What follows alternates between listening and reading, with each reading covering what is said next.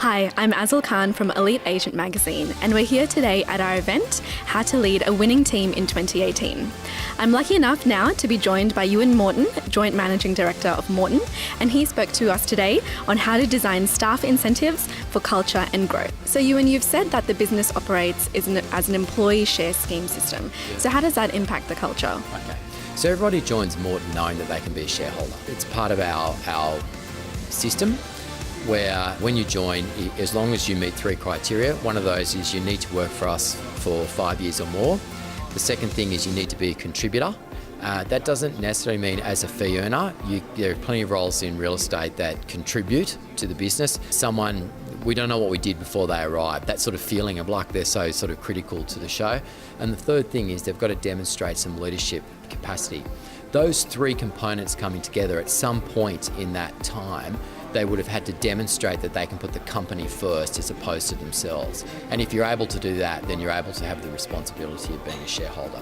And Ewan, you've said previously that trust is the key to building 100% engagement from your team. So what strategies can you put in place to build greater trust? When you employ somebody, you trust them to do their job. Otherwise, you wouldn't have employed them. The tricky bit is actually trust coming the other way. When the employee actually trusts the principal and trusts the business to be able to deliver on what the principal said that they could do, that comes down to a certain degree of authenticity from the business. And what I find in my experience, I might trust somebody from the beginning because why wouldn't I?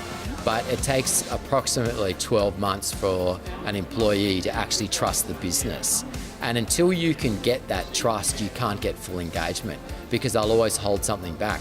And what's even more complex about that is actually establishing that trust and getting to that is actually a really difficult thing because the employee will put a face on that. So they'll be saying, oh, yeah. No, I trust it. Yeah, Morton's great. But they actually don't really believe it. Part of what I try and do is try and cut through that as quickly as we can in order to get to that point where they go, oh my God, these people actually are serious about giving me a good career. And I actually find that's the biggest challenge. It's not me trusting them, it's them trusting me. So Ewan, what is the biggest mistake a leader can make? Thinking that you have to be right all the time. I use it a lot where people are like, Ewan, what's the answer? It's like, I don't know. What do you mean? You're the leader, you should know. It's like, no. And I think you've got to have the confidence to be able to admit that. And if you make a wrong decision, you've got to be able to step up and acknowledge that, which takes confidence and it takes humility. I think that too many times leaders know that they've done the wrong thing, but their actual process of recovery isn't so good.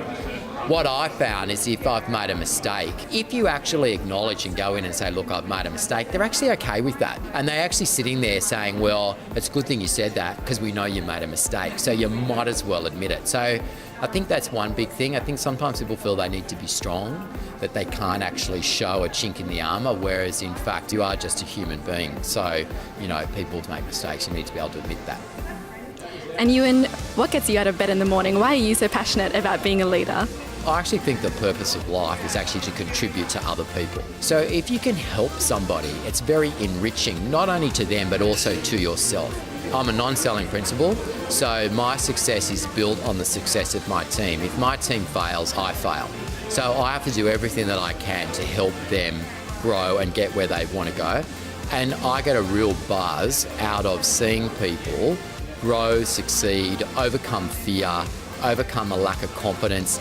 Often what I find with people is they say they want something, but they really don't even believe in themselves that they can do it.